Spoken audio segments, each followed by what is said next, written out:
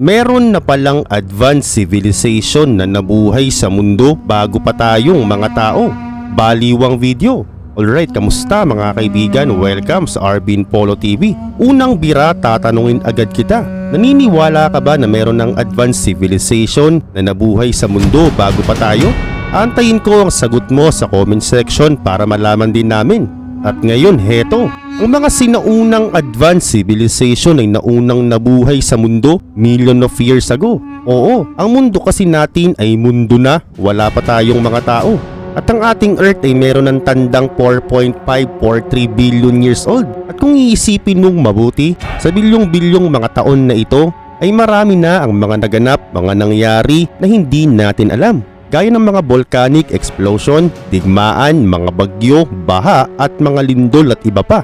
At wala tayong kaalam-alam sa kung anong mangyayari sa mga susunod pa na panahon. Kaya naman sa video na ito, atin ngang bubuklatin ng kasaysayan at pag-aaralan natin ng maigi kung totoo ba na meron ng advanced civilization na nabuhay sa mundo bago pa tayong mga tao. Hindi naman sa pinag-overthink kita, pero what if may advanced civilization na talaga tapos nawala lahat sila dahil sa mga sakuna? At dahil dito yung mga supling na nakasurvive ay nag-back to zero o wala nang kaalam-alam sa kahit ano pa mang teknolohiya. Sa tingin mo, at kung totoo man yan o hindi, yan ang ating aalamin.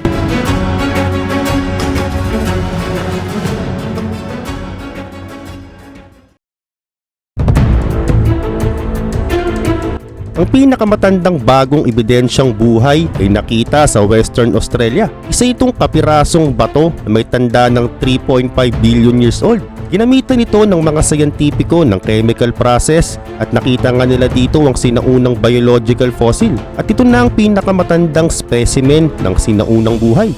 Ganun pa man ang mundo natin na nakikita mo ngayon ay ibang-iba po yan sa mundo nung unang panahon. Dahil noon napapalibutan o tinitirahan ito ng mga prehistoric forest, lantian, malalaking mga puno at mga dinosaur. Ang mga prehistoric animals na ito ay nabura sa mundo dahil sa pagbagsak ng malalaking asteroids, kung saan nagresulta ito ng chain events na gumunaw sa buong mundo. Sinabayan ito ng pagsabog ng mga bulkan, malalakas na lindol, naglalakihang mga tsunamis, at ang pinakamatindi ang mga alikabok na ulap na hinarangan ang sinag ng araw, kaya naman ang resulta nagkandamatay lahat ng mga halaman. Nakakabaliw man talaga isipin, pero di nating maiiwasang isipin na siguro may civilization na noon bago pa tayo at nawala silang lahat dahil may nangyaring pangdaigdigang sakuna kagaya ng dinanas o nangyari sa mga dinosaur. Pero sa kabila nito ay mayroon namang mga labi na natagpuan na nagpapatunay na mayroon talagang advanced civilization. Oo, ang unang bakas ng mga ninuno nating mga tao ay napag-aralang may tanda na sa pagitan ng 5 to 7 million years ago. At ito pa ang nakakabaliw. Hanggang sa ngayon makikita natin ang mga struktura na ginawa ng mga advanced civilization. Mula sa mga sinaunang syudad hanggang sa mga classic lost civilization. At para mas magets mo kung gaano lang kabilis nabubura ang civilization, itignan natin ang society sa Minoans na nakatira sa isla ng Santorini sa Aegean Sea malapit sa Greece.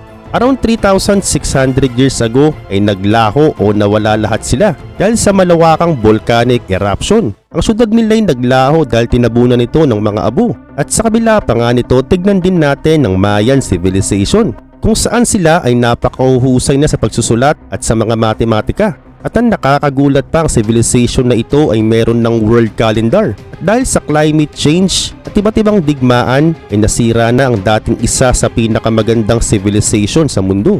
At ngayon, heto naman ng Indus Valley Civilization, kung saan tinirahan ito ng halos 5 milyong katao at napaka-advance nila. Silang gumawa ng grand walkways na may napakalaking multi-story brick houses. At ang kalsada pa nga nila ay meron ding napakagandang water drainage system. At sa kalaunan ng tubig ay huminto at nagbago. At ito'y dahil sa pagulan, dahilan ng pagkasira ng napakagandang syudad noon.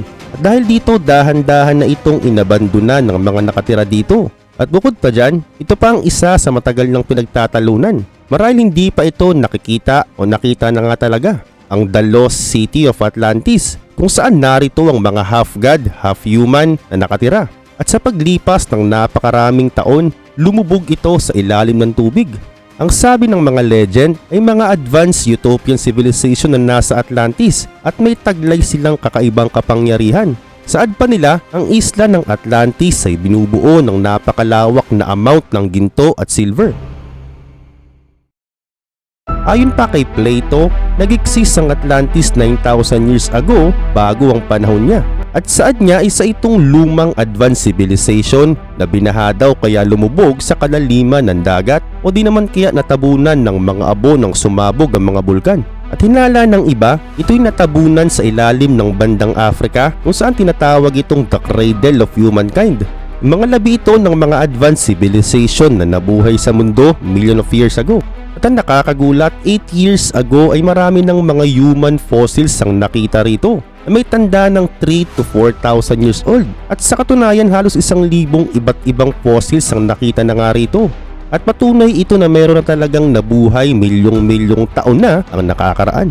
At kung iisipin nating maigi, ang advanced technology natin ngayon ay talaga namang nagpaganda ng ating buhay ngayon. Pero meron niyang hangganan. Oo, isipin na nga lang natin yung mga nauna sa ating advanced civilization din ay nabura at nawala rin sa mundo. Meron din silang mga advanced technology ng gaya ng sa atin o di naman kaya mas advanced pa. Pero nang lumipas ang milyong-milyong taon, nawala sila sa mundo at nag-extinct na. At pagkatapos nito tayo na yung mga pumalit at sinisikap ulit nating maging advanced civilization gaya ng mga nauna sa atin. At ayon sa ilang teorya, kung ihahambing ay tayo ay parang alien na nasa mundo ngayon. Dahil talagang meron ng mas nauna pa sa ating mga tao na mas advanced din gaya natin ngayon. So once again, kung iisipin mong mangyayari after billion of years, ay malamang talagang mapapaisip ka na lang na magugunaw ang mundo at mawawala tayo. Pero merong papalit ulit sa atin na magsisimula ulit sa wala. Tapos sa kalaunan mag-e-evolve sila hanggang sa maging advanced civilization na rin sila. Parang paikot-ikot lang, no? O di naman kaya yung mga mas nauna sa ating civilization ay umalis na sa mundo matagal ng panahon at pumunta na nga sila sa ibang planeta. Kaya naman tayo na lang ang mga naiwang labi o ninuno nila na nasa mundo pa rin. At malamang wala itong gaanong ebidensya dahil natutunaw na po ang lahat ng mga bagay sa mundo except sa mga bato after million of years ago. Pero may naiwan pa rin namang mga bagay na may ihahambing sa may sinaunang teknolohiya. Ang mga Vikings ay merong compass na tinatawag nilang Begsiri at ito ang GPS nila nung unang panahon. At meron ding nakitang sinaunang baterya na gawa sa clay jars na may kasama pang asfalto stoppers at iron rods. At na-discover ito ng isang archaeologist noong 1938. Ginawa ito 2,000 years ago sa labas ng Baghdad, Iraq. At hindi pa yan dahil meron pang mas nakakagulat. At ito ang kanilang na-discover. 1.8 billion years old na nuclear reactors. At na-discover nila ito sa Okla malapit sa bayan ng Franceville sa Africa's Gabon Republic. Isa itong uranium ore na ini-import sa site. Dito ine-extract ang uranium kaya naman sinabi nila na isa nga itong malaking nuclear reactor na nag-operate sa mundo sa loob ng 500,000 years. Ang sabi nila coincidence lang ito pero imposible dahil ang uranium para masunog sa reactor ay kinakailangan ito ng maayos na kondisyon at meron ding matibay na geochemical evidence ang lugar na ito na talagang nagpapatunay na nag-exist talaga ito.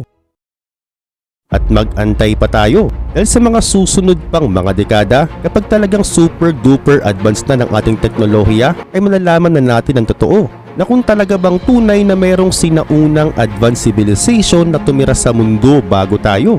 At huwag tayong papakampante dahil kung tayong mga tao ngayon ay pwede ring mawala sa mundo after million of years ago at saka papalitan din tayo ng iba pang mga tao. Malay natin, Diyos lang ang nakakaalam.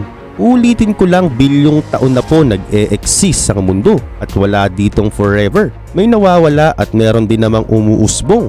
Ikaw, anong pananaw mo sa video na ito? Naniniwala ka bang meron talagang advanced civilization na nauna sa ating tumira sa mundo? Comment down below.